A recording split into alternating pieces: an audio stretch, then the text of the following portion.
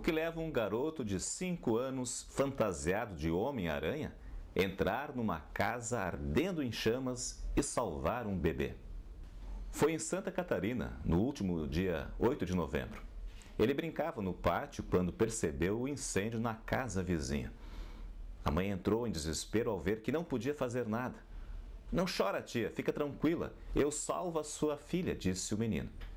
Ela ainda tentou impedir o garoto, mas ele entrou rapidamente na casa e em poucos segundos entregou o bebê nos braços da mãe.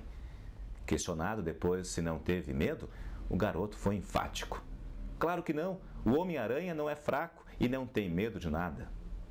Jesus lembrou desse tipo de fé para falar de outra. O reino de Deus é das pessoas que são como as crianças.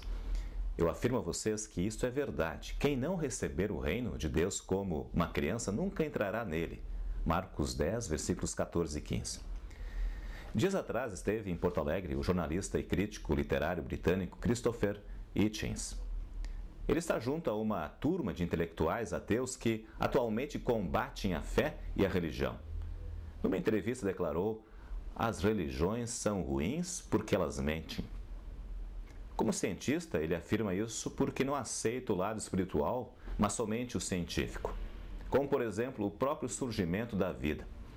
Para a ciência, que é a única fonte da verdade para os ateus, a vida surgiu sem a presença de um ser supremo e criador. No entanto, outros ateus importantes de renome mundial estão se convertendo. No último dia 10 de novembro morreu o famoso escritor norte-americano Norman Mailer.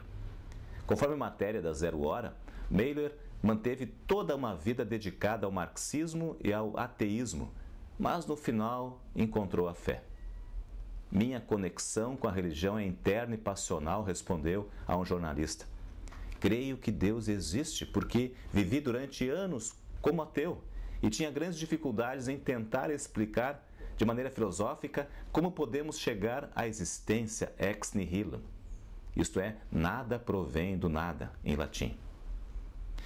A Bíblia diz que fé é a certeza de que vamos receber as coisas que esperamos e a prova de que existem coisas que não podemos ver. Hebreus 11, versículo 1. Um exemplo clássico de fé está na história de Jesus e Nicodemos, conforme no Evangelho de João, capítulo 3. Nicodemos era um teólogo judeu, mas descrente quanto às promessas bíblicas. "O Senhor é professor do povo de Israel e não entende isso?" Tal resposta de Jesus deve ter mexido com os brios deste homem racional. Enquanto Jesus falava de coisas espirituais, ele pensava em fatos científicos.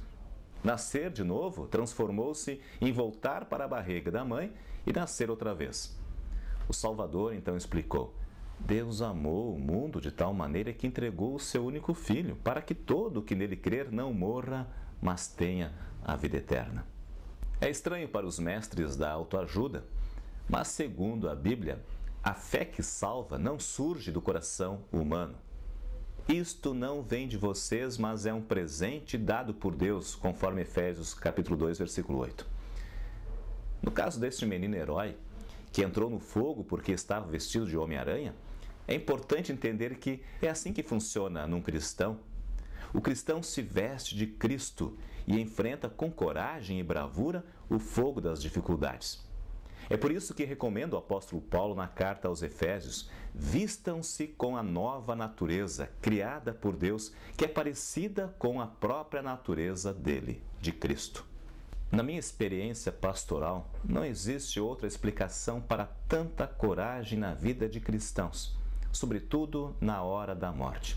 Aliás, é neste momento derradeiro que as falsas fantasias dos ateus, destes super-homens racionais, são arrancadas, revelando toda a insignificância da prepotente ciência humana. Pois no meio de tantos incêndios, vale o exemplo deste pequeno bombeiro. Ou como recomenda o texto sagrado: "Vistam-se com toda a armadura que Deus dá a vocês, e levem sempre a fé como escudo, para se protegerem de todos os dardos de fogo do maligno." Efésios capítulo 6, versículos 11 e 16. A todos uma boa semana com a bênção de Deus e até a próxima oportunidade.